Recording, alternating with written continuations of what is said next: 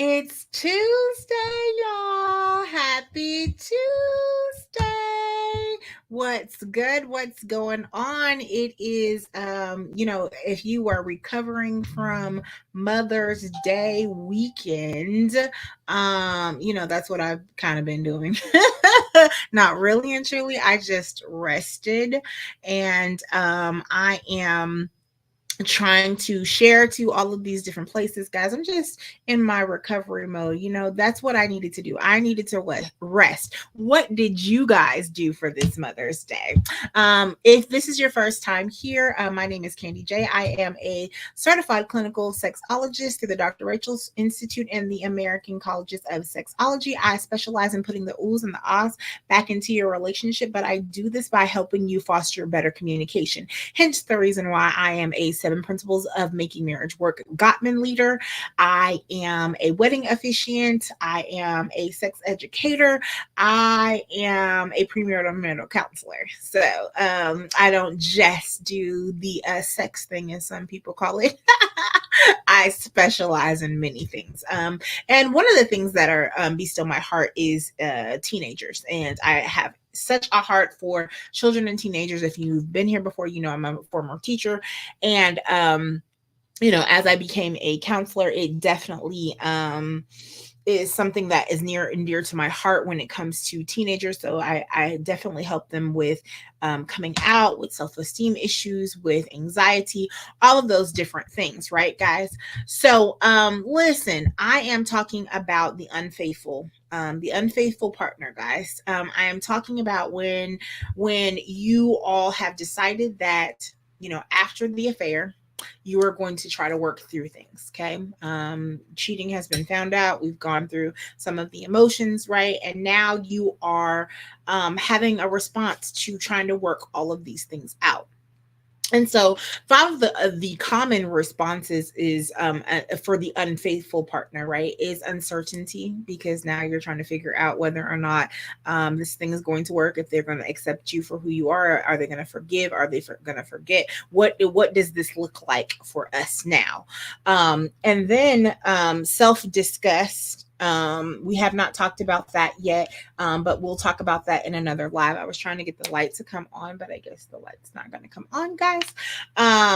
Grief and loss, partner pleasing, which is what I'm going to talk about today, and then struggles with power and control. And so all of these things, if you have not been here before, you can find on my lives on YouTube, on Facebook, on Instagram, TikTok, definitely, though they're chopped and screwed. So we're talking about partner pleasing. Listen.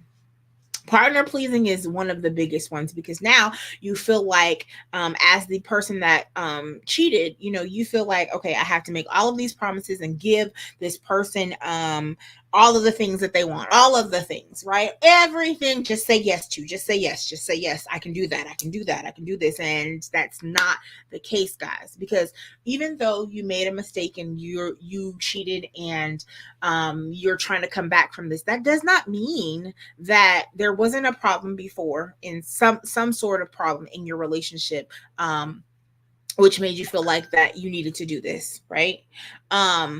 Nope. It didn't go away, right? Don't make promises without giving deep thought and consideration to what promise that you are making. Okay. And that means, that here's the thing. If that person says, okay, well, you're never going to look at any woman again. Yeah, no, that's not going to work. Oh, I'm never going to go where all of these men are again. 9 times out of 10, that's not going to happen, right? Oh, well, we'll just never go to this church again because this is where the affair happened. No, doesn't work that way, guys. You can't always make a promise that the person is not going to go, or you're going to ask all of these questions, right? So it's a form of partner pleasing. And just say yes to everything. No, that's the terrible advice. If someone tells you that, and they're part of your tribe, just tell them, no, that's not how this works. And I thank you for your advice, but that's not how this works. Sometimes the partner pleasing looks like excessive affection. Okay. Sometimes like I said, it's going to the extremes though. So one of the extremes is going to the extreme to avoid sharing any of the details about the affair. If your partner wants to know details, I would say this. Okay. Number one, let's make sure that they can handle it. That's number one. Number two, I never, ever, ever suggest you go into graphic detail about anything, ever. If especially if it's a physical cheating, never, ever, ever, ever. Nope. Mm-mm. Now, if you need to mediate how you can, if there was something that sexual that you wanted that person to do and they never did it, and now you're at a point where you're thinking about, okay, what things that do I need to be open about in the bedroom? That's a me question. That's a sit in front of me and talk through this and have a facilitator, a mediator, a counselor to facilitate that conversation. Um, Sometimes the people pleasing, I mean, I'm sorry, the partner pleasing looks like lavish gifts. Okay, if your person's love language is gifts, now you going out here, and if you got money, you buying a Maserati, or you're just buying Coach, or you're buying golf clubs for them, or all these different things, right? You're buying them their favorite wallet. That's excessive gifts and lavish gifts, and it's not always necessary, right? Because why? Now you're just trying to butter them up and give them these gifts, trying to appease them in any kind of way possible, right? It's not going to work. There has to be some healing there. Um, Again, agreeing to do something that you held out for, like for instance, having kids or not having kids, right? Now, okay, now, yes, I'm gung-ho, I'm gonna have a baby for you. Oh yeah, I didn't want kids before, but yeah, babe, I'll have kids with you now. No, don't do those things. It's if stand on, if those were your boundaries before this affair happened, stand on those boundaries, unless it's something that you were already thinking and contemplating way before you ever cheated, that hey, or hey, that this could possibly still happen. um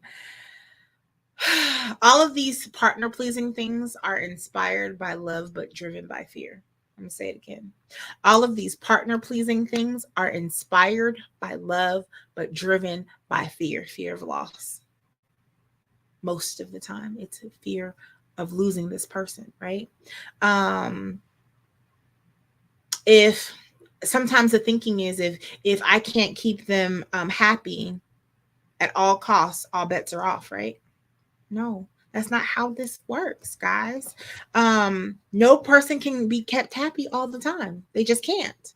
But what I want you to do is make authentic promises. Make promises that are in within your boundaries, within your self boundaries, right? Because even though you may have made this mistake, that doesn't mean that you can change your whole persona and this is who you now are. Now, listen, can you heal from it? Deal with whatever it was that caused you to cheat, whether that be internal or external. Yes, absolutely. But make only authentic promises. Yes, I can do that. Make sure that you can actually do that. Ask for time to think before agreeing to anything. And then ask to talk about it later, but honor that promise of talking about it later and coming back. Okay, honoring that will take you a long way in rebuilding that trust that you're trying to rebuild. Now, what I do want you to do as a takeaway, guys, I want you to go, if you are the person that cheated, I want you to go back and I want you to journal. And I want you to think about it. If you've already had some of these conversations, have you promised anything that you really can't do? Have you? And I want you to write that out and talk about it, and how you feel about it, and what really made you say that. Was it out of fear, or was it just out of guilt? What was it out of? And then the second thing that I want you to do is now go make those authentic promises. Revisit this if you've already talked about it. But if you're in the thick of it and this affair just came out and you're talking about it, only make authentic promises with that partner. Okay. So listen, come back for more mental health tips, more couples tips, relationships. Like, subscribe, ring that bell so that you don't miss it out on anything, guys. This has been your girl, Candy J, your favorite premarital marital counselor, your favorite clinical sexologist, your favorite wedding officiant. And so much more, guys. Have an amazing, amazing Tuesday. I'll be back though.